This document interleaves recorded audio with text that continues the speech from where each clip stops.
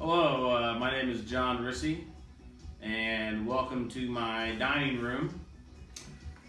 Today I have a professional in the procurement industry with me. This is Mr. Clay Amos, and I'm just gonna ask him a few questions about, what he does and his background and all that. I apologize for the setting. It's beautiful. Yeah, I guess I could open the window, but all you're going to see out there is Bush. East Side Indy. And trust me, Looks like a bush. you don't want to see East Side Indy. Big bush. Anyway. All right, so Clay. Yeah. Can you tell me about your background? Any type of experience or... Well, actually, before that, can you just introduce yourself and say what you do, the company you work for? I'm Clayton Amos, and I work for Cabinet Barn. Number 2, we specialize in custom cabinetry and cabinet appliances. Okay. Countertops. Anything you would need for a bathroom or a kitchen, or to make your house that little bit extra fresh. Right. Yeah.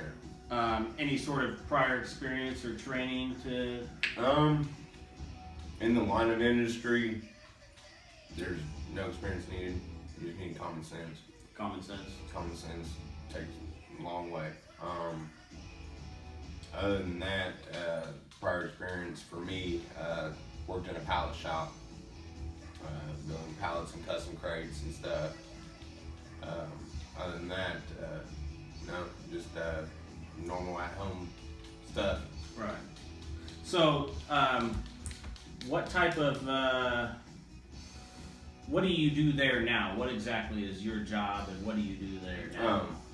There now, I had actually started off as a cabinet assembly. Okay. I did that, and then I moved on to repairs. But I worked all my way up to production manager. Production, that's where you're at now? Yes. Okay. It took me a little over 2 years to obtain the position, but it's just something you just gotta have the knack for. Yeah. Working with wood, just period in general, for my line of work. Everybody's gonna need something made out of wood, and of course, I do custom cabinetry, and everybody likes to make their house look nice. Oh yeah. I mean, of course. you gotta have a nice kitchen. Of course. I mean, I love to cook. I love to eat. Do you like to eat? Look at me. Yeah, that's what I'm saying. I love to eat. Yeah. So you're currently the production manager. Mm-hmm. And that's just kind of overseeing day-to-day operations. Yeah. And... I mean, I partake. Mm-hmm. We're only a 4-man crew. Yeah. And Fairly small crew. Yeah, very small. And they come to you with any issues they have. Everything and anything. Mm-hmm. And I mean, even now, I still learn day-to-day stuff. Sometimes I have to go to them for advice on something as far as getting a product out or selling a product. But it sounds like you have to be on your game. Oh, yeah. You have to know what's going, because these guys are going to come to you. Yeah. Am I correct? Yeah. Oh, yeah. So, can you tell me about kind of how you worked your way into that position? Is there any sort of training you had to go through, or? And you see, the reason why I say common sense in the first place, you just gotta have good work ethic. I mean, Work ethic. If you can't take a screw and put it into a designated hole that is literally pre-drilled for you, and put a bracket on that specific spot, I'm sorry. I mean, it's that simple. If you can use glue, you used Elmer's glue before, you can repair a cabinet. Really? If It's common sense. If you can read words, you can read a tape measure. Really? If you can ride a bike, you can drive a fork truck. Come on. I've had the same experience in my time that so much of the workforce in general is just work ethic and common sense. Mm-hmm. You know, there's the people that are willing to work, and there's the people that don't. People that are willing to work are the people that move up and excel. Yeah. And it sounds like that's the experience that you've had. Yeah. You know, multiple jobs doing different things. I mean, it all led to where I am now. I mean, you learn everything anywhere. Knowledge is key. Awesome. So, did you have any struggles along the way, or any setbacks to get to where you're at now? I mean, I'm talking from the time you entered the workforce until now. Was there any setbacks you had? So from job one till where I am today. Exactly. I mean, everybody. I mean, depending on how many jobs you've had, or how long you've been working, or you know, I mean, obviously, started out decathlon. Oh, yeah. You were there. I was there. You were there. I mean, you know, that was 13. We were 13 years old. You know, I mean, it just we grew up together. We did. Same birthday. Oh yeah. But it just really all depends how young you started and what line of work you follow. Mine in particular, I try to do all these, I guess, more physical jobs, more jobs that deal with everyday life. A lot of the struggles was trying to see myself as a customer, a supplier, and as a builder. Interesting. You know what I mean? Yeah, trying to look at it from each one of their viewpoints. Yeah, because seeing cabinets, how can I repair a cabinet if I don't know, or if I don't appease my own kitchen, or want to have a nice kitchen or nice things, you know? It's just all about common sense, respect, I mean, it's just little stuff, you know, just little milestone markers. It's just getting myself to the point of where I no longer need to ask. Yeah. I just do, and try to guide others into the same direction.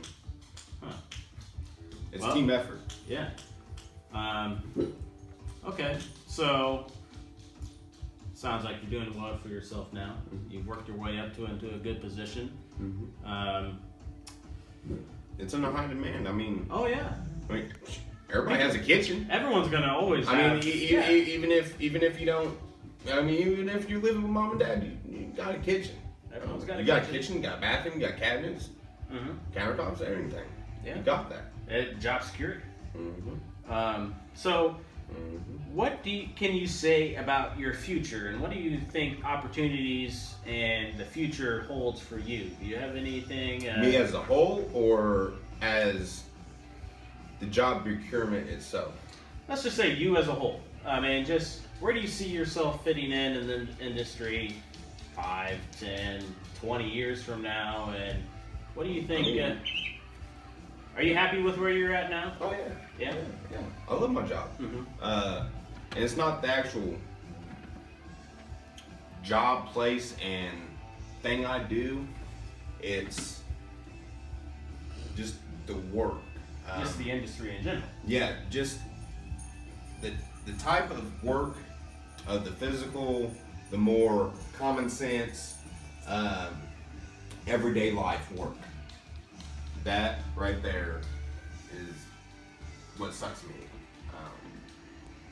It's just something I have a knack for. I like just snapping it done and being done. Oh yeah. Well, and as we have already discussed, industry is going to be around forever. Everyone's going to have a kitchen. They're going to have cabinets. They're going to have countertops. They're going to have stuff. That's a career. That's a career. Well,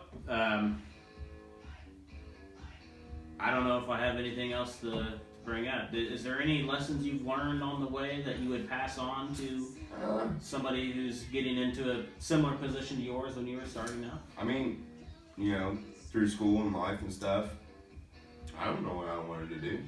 Never knew what I wanted to do. Right. And obviously they preach that in high school and stuff, and in school in general. got to have a career when you get out of high school or go to college, depending on what you want to do. Mm-hmm. I didn't know I was going to do this. Mm-hmm. Like I said, it's just the knack for the type of work. And if you have any interest in anything, you gotta give it literally that 110 or even more. And a lot of places, that right there is the skill, is the key to becoming where I am now at my company. It's literally just your work and your common sense, your ability to do something. Mm-hmm. I mean, obviously you got the lazies, you got da-da-da-da. It's just all about the getting up and wanting to do it.